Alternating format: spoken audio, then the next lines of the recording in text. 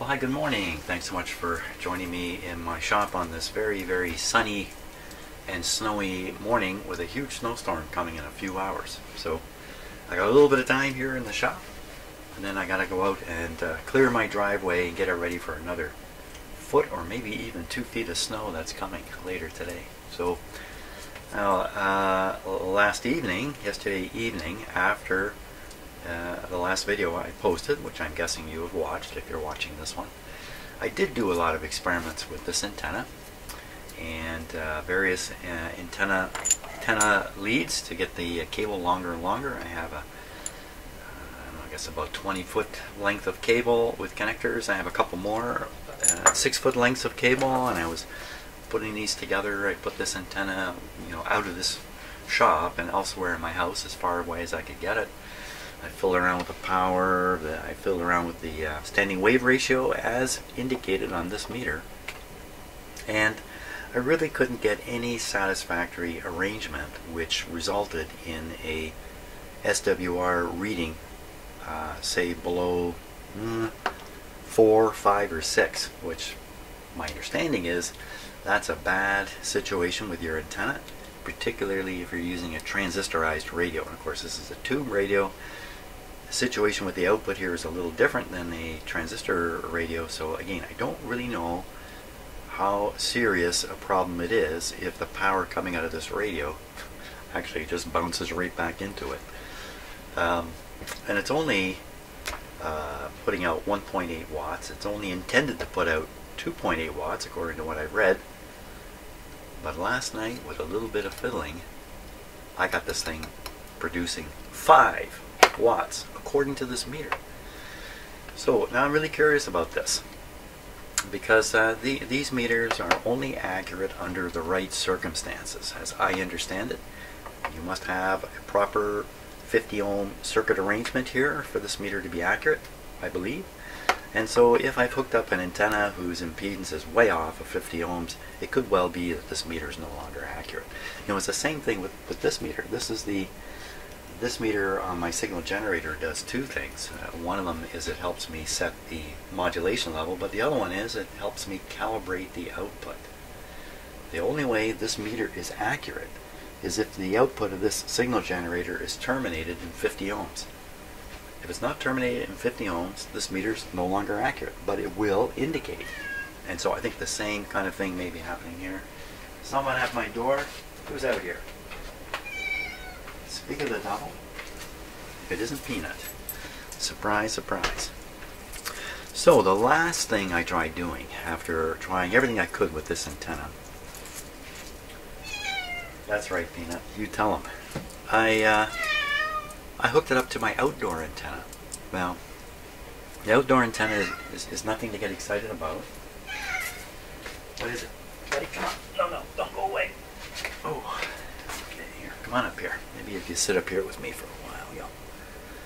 So, my outdoor antenna is nothing to get excited about. It's an attempt at a loop antenna with one leg fallen, so it's now some kind of weird, whacked out dipole thing with one leg going I don't know how long and the other leg much, much longer than I don't know how long. So I don't know what I got out there anymore. Normally I'm just receiving with it, so it really doesn't matter. You want to go down? Did you want to go? What is it? Oh, my cat. Peanut had a bath last night, and so did Shadow, or yesterday. A shower, really. Actually showered these guys. That was quite exciting. Okay, man. So I did connect up, though. I am connected up to the antenna right now. Let me put you down here, okay? So here's the thing. My antenna is in the air just beyond this fake brick wall out in my backyard. So if I went that away about 20 feet maybe, I'd be knocking into the actual antenna connector. It's up there. But my antenna lead from this shop goes this way to the front of my house. This is the back of my house. It goes to the front of my house, turns around, and then goes all the way back out. And the reason for that is my studio, or my shack, if you like, is at the front of the house, and that's where all the antenna lead-ins come into that room, and I've simply made an extension down here. I'm telling you all this because I'd like you to know what it is I'm doing so you can appreciate the results in here. You can understand them or think about them better. So I'm explaining all this before I start doing stuff. Now, the lead wire, you can see it right here. Okay, this is 75 ohms. Oh my gosh, slap me in the forehead. This is 75 ohms all the way to the front of my house, where it simply connects directly to a 50 ohm cable, which then returns all the way to the backyard and up onto my antenna. So I mean, this is just the lousiest arrangement you can come up with. But guess what? It gives a fairly low SWR and makes me feel secure in transmitting with the radio into some kind of antenna without a high SWR, so I can fill around some more of the tuning and peaking of the output power, because Alabama's calling. Okay, so let's turn on the radio here. We'll get this guy going. I think this won't be too long a video today, because I'm going to be out in my driveway shortly, blowing the snow out. Hey, talking about that, I think I can get a picture of it. Picture of my front yard here, a live video feed. Here, let me just put full power on the radio.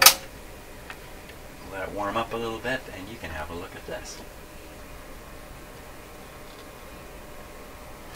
So that's a view out the front of my house. That's out my, actually, that's a view from the end of the 75 ohm piece of TV cable that runs from where I am now to the front of my house.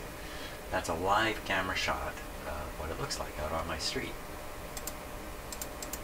Move the camera here a little bit.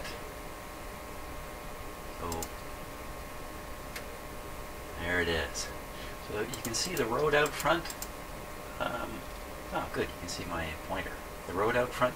You see how it's snow covered?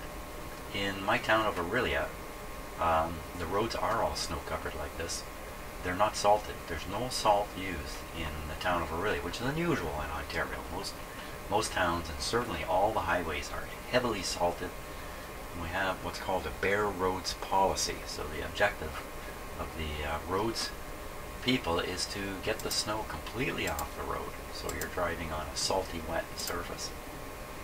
That's the edge of my window frame coming into view there. My driveway is back here. You can barely see it. That's where I'm going to be shortly. But here in Aurelia, if you used a lot of snow out here, a lot of salt, the salt washes into the lake. Now I don't think you can see the lake with this camera shot. The camera's too low. The lake is just behind, not just behind, but 200 meters behind this house is the Lake Couchiching. So anyway, they found out some years ago that all kinds of road salt was getting into the water. And so no salt is used. So it's really nice. I like driving around in a town where everything is white and you don't have this brown slushy crap. Okay, let's go back, and I'm sure the radio's ready to go now, and let's get her going. Get her going. Okay, what do we hear? Any skip? Skip, skip, skip. Now, I have a lot of questions about this meter itself, the quality of it. The other day I discovered if I put my hand near it, the antenna, the lead going through here is not shielded at all, so you can hear the effect of my hand coming up to it. This is a bad actor, according to what I read on the internet. Go ahead and use them as soon as you're finished doing whatever it is you're doing, adjusting your antenna length, whatever it is. Take them out, get them out. So now let's get this meter on here. Okay. So what we're going to try to do is maximize the output here. I think I left this in maximum state actually yesterday, last evening. Let's just watch. Now normally this comes up to around a 1. Watch what happens here. Let's get a little closer for this very exciting moment here. So a little hard to see the numbers there. This is 1, 2, 3, 4, and then the number 5 is actually not written there. There we go. 4.1 watts. 16 milliamps, 17 milliamps, almost exactly what is supposed to be running through the plate current. So there we are. I've got a lot more power showing up on this meter. So the first thing I want to do, or first thing I'm asking myself, is I'm just making this meter go up and down, and it's actually not really changing the power because of resonant effects or whatever it might be. So I'm going to swap this out with a dummy antenna as soon as I can find what I did with my dummy antenna. You know what? I left it down at the other end. So I'm going to run down to the other end here. Okay, so I took a moment and moved the camera upstairs. So now we're up a little bit higher in my house, looking out at my front yard and my neighbor's house, really. And there's my road. See, it's all kind of snow covered. The plow went by and, of course, filled the end of my driveway, which I haven't plowed out yet. And I think my cat is right here. Let's just take a look and see. Yep. That's a cat right there. Shadow. This is where my cats spend most of their day. In the window here, watching for birds. I think there's one out there. Yeah, see this is great. See the bird on the windowsill? That was a blue jay, pretty sure. Right on the windowsill here, literally inches from the cat's nose. Both my cats sit here where I've got the camera sitting. I actually have the camera in their bed. That's and they just love looking out this front window because you know, we have all these bird feeders. Look, I think, is that a bird right there? I don't think so. It's too still. Yeah, I think that's more like a camera effect. There's no bird there right now. We have woodpeckers come. Okay, now I'm going to bore the heck out of you. Looks like my camera's going to fall over any minute here, the way it's working. And can you see the lake from here? You know, you can, but you don't realize you're seeing it. This is all lake. Everything in behind here, this is the far lake shore. This dark band, you can barely pick it up. So that's Lake Couchiching out there. Hey, people out ice fishing, all kinds of people on this lake. Ice fishing, skidooing, whatever else it is they do out there. Okay, what do you say we get back to the shop here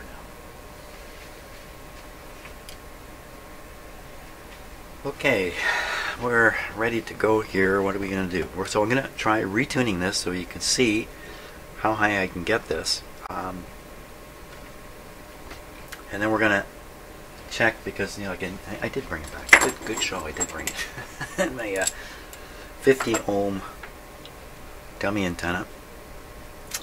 So the object is to turn C49, the capacitor here, to get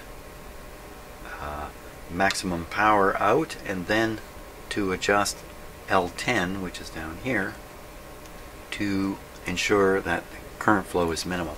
At the same time the current flow here goes minimum, the power goes maximum out here, and I'm sure they're directly related. So first we'll do the capacitor. Get ready here.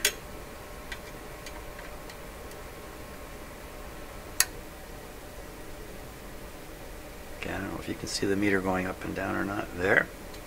16, 8, and it's doing that rising thing again, which I have not nailed down. You know, there's some pretty ugly capacitors in here. That just a couple that maybe that's something I'll look into right next. Some of these big, there's a couple of big molded capacitors. Okay, so now the objective is to get that meter down. That meter's a digital meter, has a bad delay in it, so it's really quite tricky to do this. Here we go. 1.9. I'm just going to read the 9-digit 9. I'm just watching the 9. I'm going to try to drive it down while it's going up. No, I'm driving it up. Go this way. It's very, very tricky because it wants to rise on its own. Driving it down. Down. Down. quite a ways. Whoa, going up. Okay, so back a little bit. Okay, so right in here is about minimum. Now what do we get on the power meter? 4 watts. Almost right on the money. Cool. Now I'm going to switch the antenna for this. Oh, by the way, a couple more things before I do that. I have this set on field strength and turned up maximum here. Now my experiments last night, there was many times where I could hit the transmitter here and this thing wouldn't come up at all. Especially when that whip antenna was at the other end of my basement. But now with the backyard wacko dipole antenna, we get that. See it? You probably can't see that in the camera. Trust me, it's going up about 2 needle widths.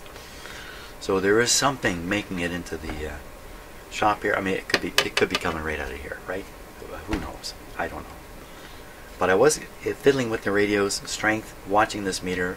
Seemed to go up a little higher last night. Oh my. Maybe my antenna's buried in snow. Maybe that's what's happened. Maybe I'm going to be buried in snow. Because an additional foot to between a foot and 20 centimeters. You got to use 2 rulers to figure that out. This is the 50. The 75 is sitting there on the 50, watching the power meter. Oh! So this is on SWR. Was that on SWR the whole time? Well, okay, well, we'll go back to the outdoor. Maybe I blew this whole thing here. Calibrate. Pins it, so I got a little bit of calibration there. Calibrated. So this thing now thinks with this resistor here, the standing wave ratio is 10,000. There's nothing getting through is what this meter's suggesting. How can this just be the case? I don't know how this can be the case. One thing's for sure, I do not get consistent anything out of this. Don't take it off yet. Put it back on RF power. So there, we're getting the same antenna power, or the same power we got with the antenna 4. But I don't know. Seems to me I got a very low SWR once before. Okay, we'll switch from 50 to 75. Calibrate on SWR. Okay, so for some reason the meter just doesn't want to go up any higher than that. I think maybe the controls. Here we go. Look at that. So it was 75. This is interesting. It was 75 ohms here. But now we only see 1 watt. Current here has gone up. So you see what's going on is if you change the impedance that the radio sees, the radio's operation changes significantly. I believe that's what's happening here. It's very sensitive to the output impedance. Of course. There's no surprise in that. But what it means is these meters are really pretty much question marks all over the place. You know, a better way to see if you're getting maximum power out is something like this. And to watch this and see it goes up and down as it receives back from hopefully the antenna. Is this going up at all with this? So this is moving ever so slightly, like a half a needle width.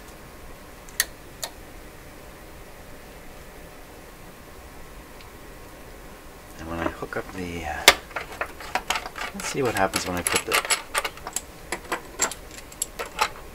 physically these are identical, just a connector with a resistor in it.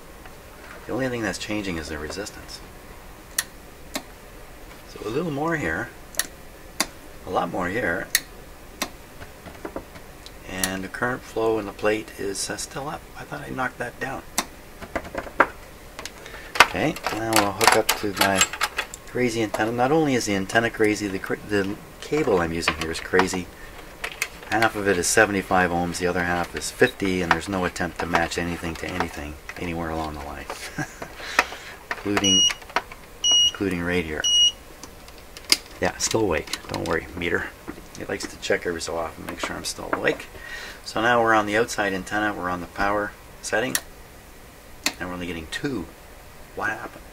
Thought we were getting 4 on there. This is just barely moving up.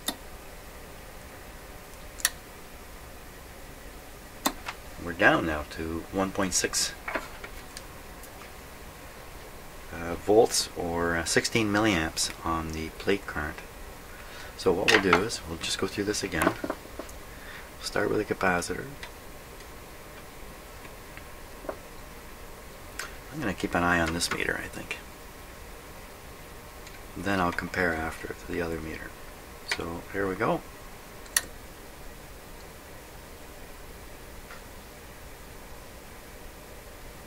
Kind of see out of the corner of my eye that this meter and this meter are moving in unison. Okay, so I'll look at this one now and max it.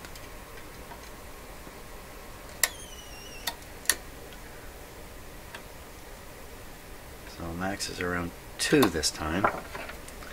And then we'll hunt for the dip. So my understanding is the ham radio guys, when they were using their powerful transmitters, where everything is 10 times more, 100 times more critical than what I'm doing here with a couple of watts. This tuning action is just an everyday thing. Every time they pick a new frequency to transmit on, you gotta tune this back up. I believe that's what was going on back in the day. Okay, looking for the dip, which is not much of a dip. Okay, 17. Now I'm watching the current meter going up. Let's make it go down. Keep going down. I'm watching the power meter now. It's not doing anything. Oh, we're going back up. Down, down. Looks like I can get down to around 17.3 or something. 2 on here now. What happened to the 4 I started with? Didn't I start with 4? I started with 4. Now there's only 2. Standing wave ratio. Calibration's close.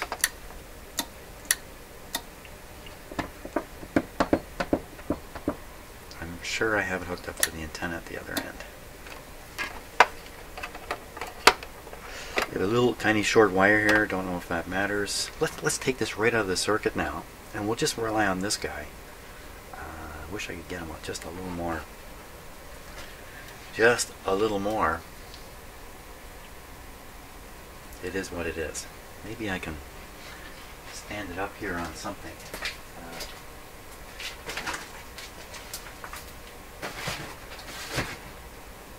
I don't know. I'm just looking for a box or something. Hey, how about this? How about my Faraday cage? Man, I really looked at this stuff on the back here.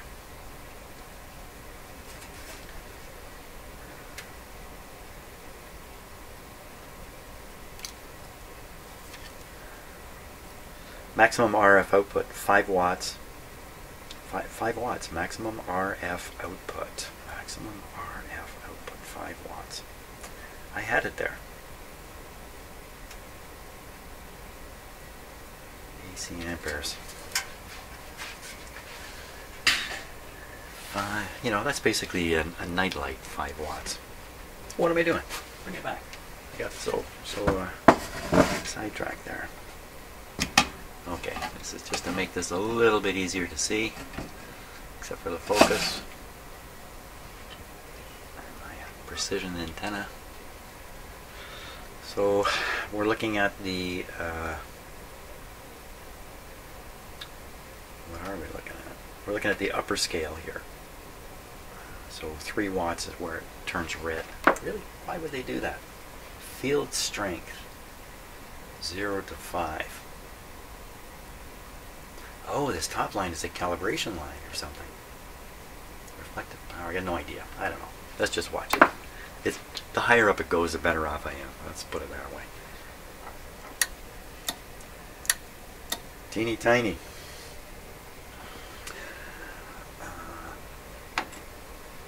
Okay, capacitor again. Oh, right. I'm going to take this out. That's what I'm going to do. Hold on, hold on. Get an idea how much it moves. Barely would be a good way to describe that. I will now take out this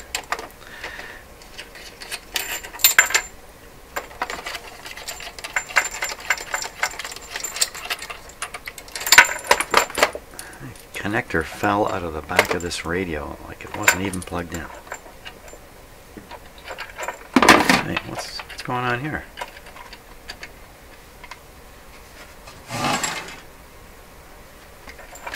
The connector doesn't fit.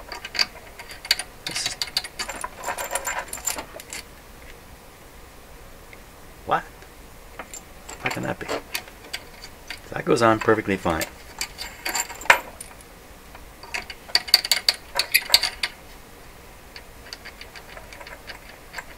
That's not going to go on. That's just two different... No, it can't be. You know what? The threads are set in the wrong ways. Oh, you son of a gun. It's not going to go in. Okay. Isn't that weird? As if the... Okay, never mind. So, that end wasn't very tight either. I need the connector here for that.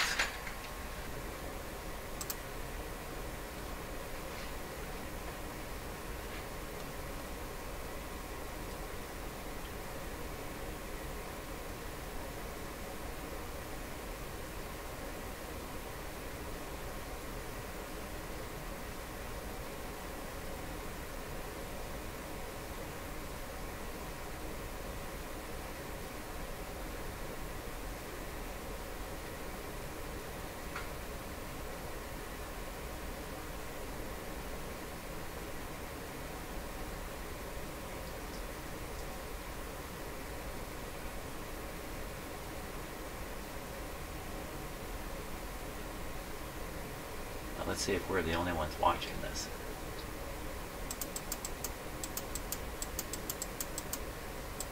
Yeah, no cats. Oh, yes, there is a cat. Yes.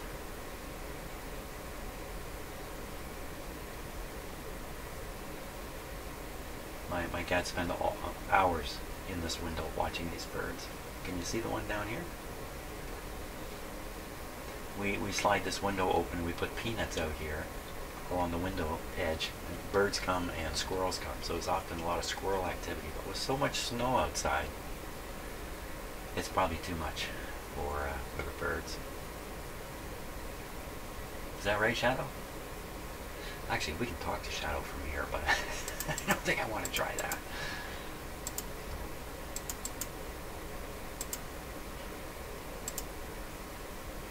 Okay, back to working on the radio. Okay, my strange antenna system here is just getting stranger, so get this tightened up.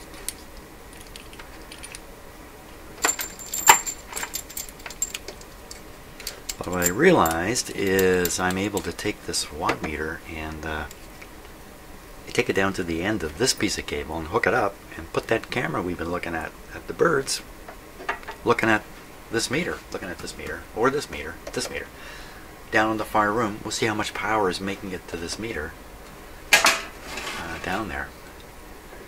Okay, but this of course is not connected to anything right now. So now we've taken it out, we're straight through, supposedly to an outdoor antenna. Just checking for skip, just in case. No. Okay, keeping an eye on here. There we go. Didn't move one bit. Did not move one bit. Okay, we can still read our current flow. Plate current here. What was that? So it's in the range. So I think what this is telling me now is I've reduced the amount of RF floating around in the shop here because I've taken out this unshielded box here, and that's telling me that my antenna in the backyard is probably doing nothing. Yeah, I have another sensor here. Hello, hello. I forgot about this. Okay, so I'm on channel 15. My gosh, it's hardly registering. Now, last night when I was doing all my fiddling, I was paying attention to this. And I think again, with that lousy watt meter in the line, there was enough RF in my shop here. This was going up 2 lights. It's not even reacting here. Am I really on channel 15?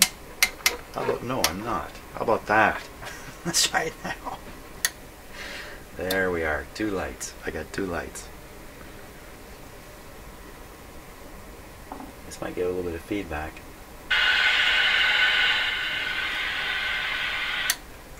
Hello, hello.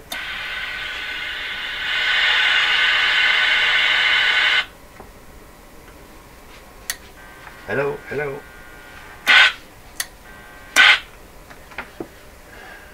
Cool.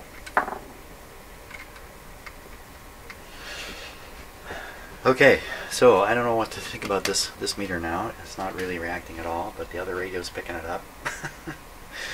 How am I supposed to figure anything out? Okay, so the next fun thing was to take this other meter down yonder, get the camera on it, get it all set up so we can watch what this thing does at the end of this 40 feet of cable. There's joints in this cable too. It's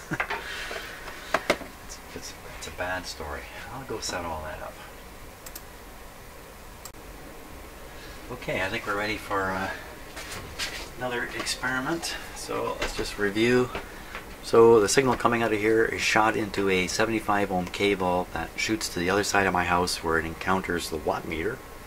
And coming out of the watt meter, it goes into a 50 ohm piece of cable that shoots straight to the antenna, which is up and out there in the snowy outdoors. So now I have a camera set up to look at the watt meter, but it's not very good, but it is what it is. Here it is. Well, okay, so that's just looking out the window in my shack, if you like. This is the back of my ham radio and other stuff right in here. Oh, there's the meter. Kind of shoved in there. And you can kind of make out the pointer, although parallax is terrible. But, you know, what are we doing here? Nothing too precise. Okay, so I think I'm gonna, I'll go ahead and hit the transmit button here and we'll watch what happens. Here we go. Well, that's kind of interesting. It went up to about 1. And you can hear the walkie-talkie coming on. Let me just get rid of that so I don't have that. I'm going to talk into it and we'll see if the watt meter wiggles a bit. XM 43, 51, 52. Not at all. It's just hanging around 1 watt. I think there was 4 watts when it left here. Do I remember right?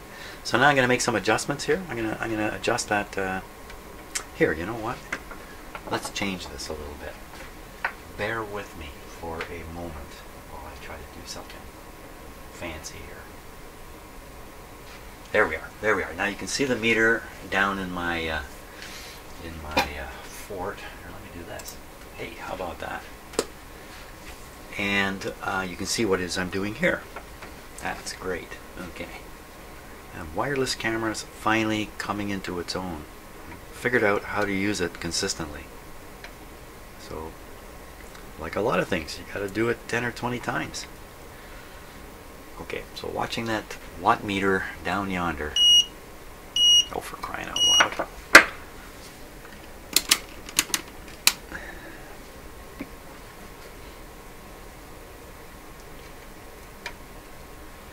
Okay, here we go.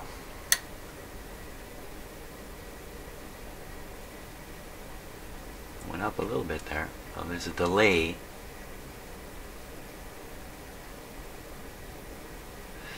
So I can actually look over at that meter too while I'm doing this. 17, you know, that's in the ballpark. Well, so what's happened? Have we lost 3 of 4 watts in this piece of wire? Or in the connectors? Is it radiating out or something? What's happening up here? And you call that pretty much nothing is happening up there. Oh, I can see it when I look right at it. Little tiny movement.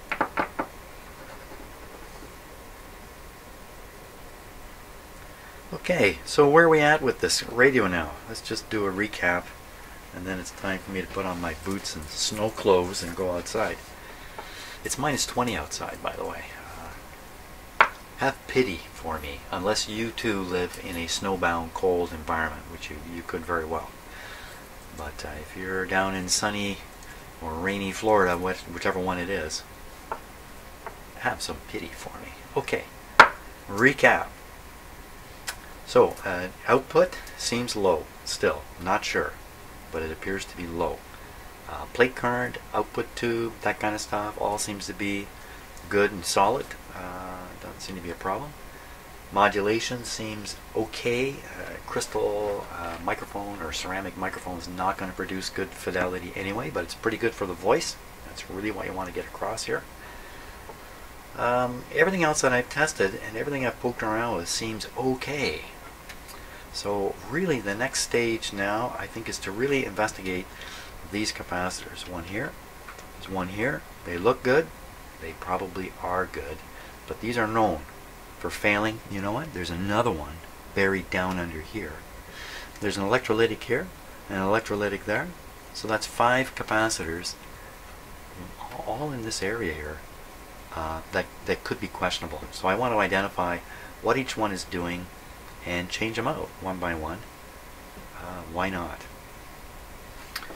So I think that's what I'll do next. And then after, because I've tested the heck out of this radio now, I got a really good feel for it. What I think I would like to do is do the component changes. That might make some sense to do, and retest the radio, since at this point I've become very, very comfortable with the adjustments and the like.